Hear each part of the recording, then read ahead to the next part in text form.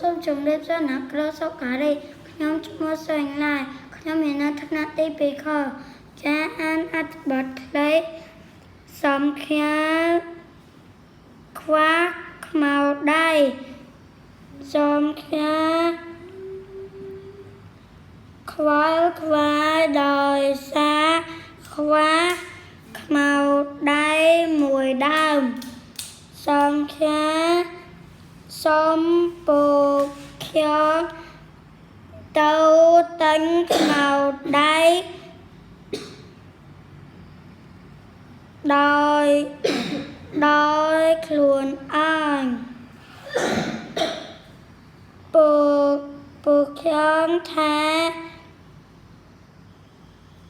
មេឃដៅខ្លាំងណាស់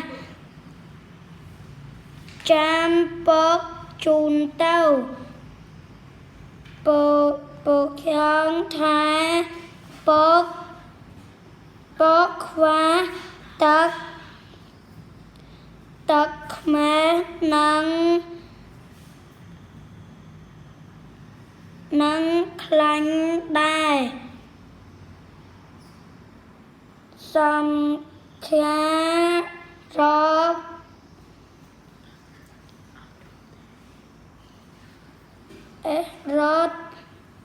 រត់ខ្មាត់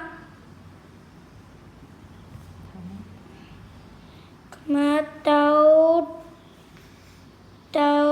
ទិញទឹកខ្មែរនិងខ្លាញ់ក្បែរនោះពួកខ្ញុំនឹងសំខាដើរ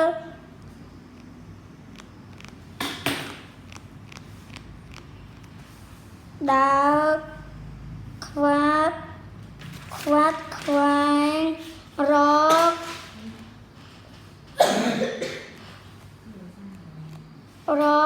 ទិញខ្មៅដៃសូមជម្រាបលាអ្នកគ្រូសុខារី